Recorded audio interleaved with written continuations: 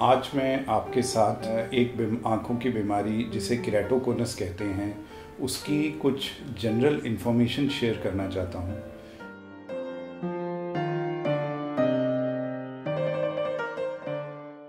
हमें इसलिए ज़रूरी लगा क्योंकि रिसेंटली हमने देखा है कि केराटोकोनस के पेशेंट्स बहुत ज़्यादा बढ़ गए हैं। तो आई चेकअप कॉमन होने की वजह से ये बीमारी ज़्यादा डायग्नोज होने लग गई है। तो हमें लगता है कि हमें केराटोकोनस के बारे में एक जनरल इन्फॉर्मेशन पब्लिक को देनी चाहिए। केराटोकोनस आँख की काली पुतली जिसको कॉर्निया बोलते हैं उसकी बीमारी है।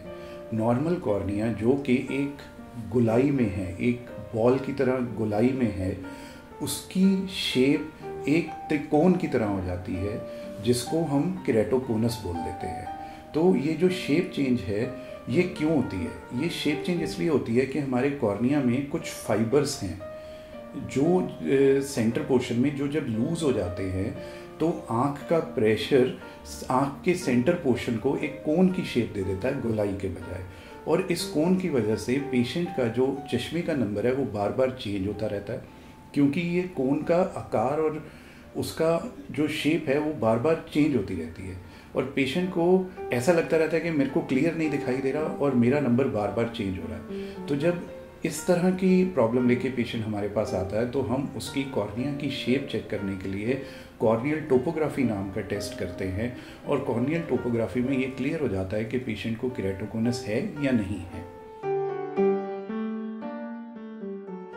ये कोई बहुत ज़्यादा खतरनाक बीमारी नहीं है। अब इस बीमारी के इलाज के लिए एक लेज़र अवेलेबल है जिसको हम C3R बोलते हैं, कॉर्निया कोलेजन क्रॉस लिंकिंग।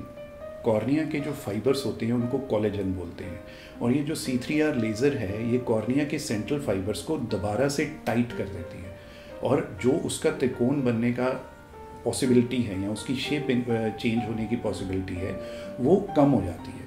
तो C3R आजकल ट्रीटमेंट है जो अवेलेबल है केराटोकोनस के लिए, और जो दूसरी ट्रीटमेंट अवेलेबल है केराटोकोनस के लिए उसको बोलते हैं इंटैक्स।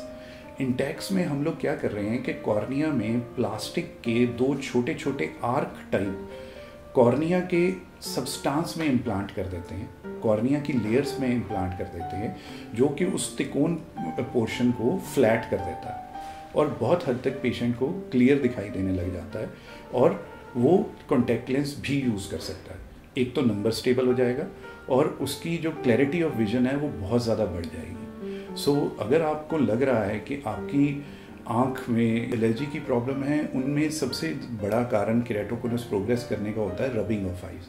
तो आजकल हम इस बारे में भी जानकारी देना चाहते हैं कि आप अपनी आइज़ को बार बार रब मत करिए। अगर आपको इचिंग हो रही है, खारिश हो रही है या किसी भी तरह की कोई प्रॉब्लम है तो अपने डॉक्टर को दिखाइए और बार बार आइज़ को रब नहीं करिए, क्योंकि जो प्रॉब्लम है अगर वो इनिशियली ही पकड़ी जाए तो हम उसको टाइम पे कंट्रोल कर सकते हैं और वो पेशेंट जो केराटोकोनस से सफ़र करते हैं वो एक नॉर्मल लाइफ लीड कर सकते हैं। Thank you.